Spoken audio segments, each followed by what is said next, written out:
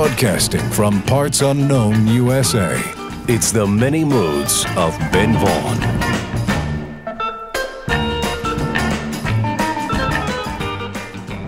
All right, we're going to hear a record right now by Mickey Lee Lane. Not exactly a household name. This record is called Shaggy Dog. It came out in 1964, and it was a top 40 hit.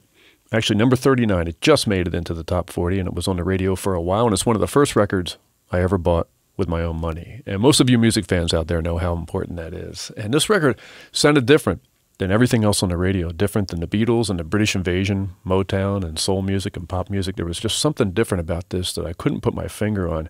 And I saw Mickey Lee Lane lip sync this record on American Bandstand, and he was really cool looking. He had blonde hair, and he was wearing wraparound shades. He kind of looked like a young Dennis Hopper or Nick Adams.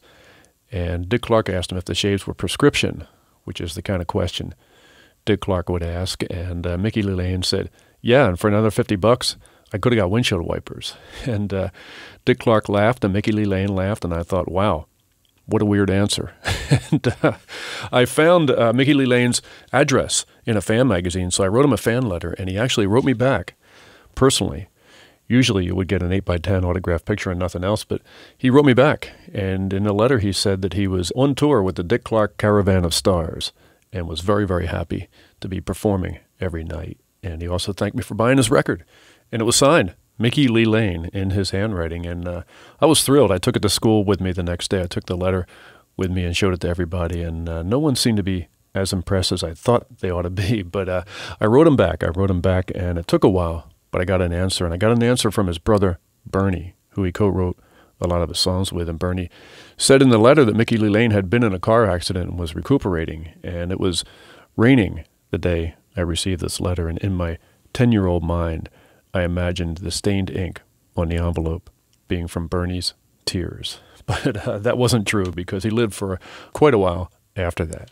Okay, we're going to hear this record right now, and I found out later on why his record sounds so different. He was a recording engineer in a studio in New York City, and he had the keys to the place, and he would go in late at night and work on this stuff like crazy. And this is back before overdubbing was easy. He plays all the instruments on this stuff and sings almost all the parts, and he also messes around with tape speed, so the guitars never sound quite normal. It's a really original sound. Here's Mickey Lee Lane from 1964 with Shaggy Dog. Do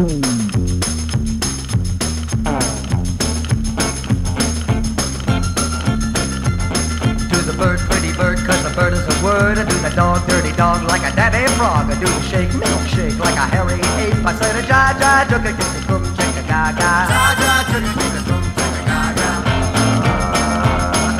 Come on, pretty baby. Come on, shake it like a crazy. Come on, pretty baby, yeah. Come on, pretty baby. Come on, shake it like a crazy. Come on, pretty baby, yeah.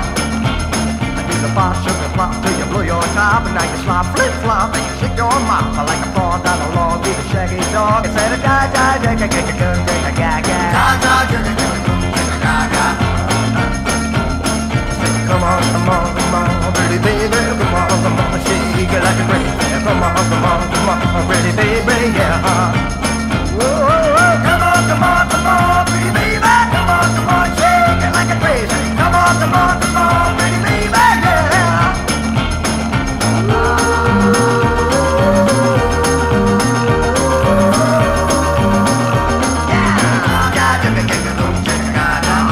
Judy, my fruity.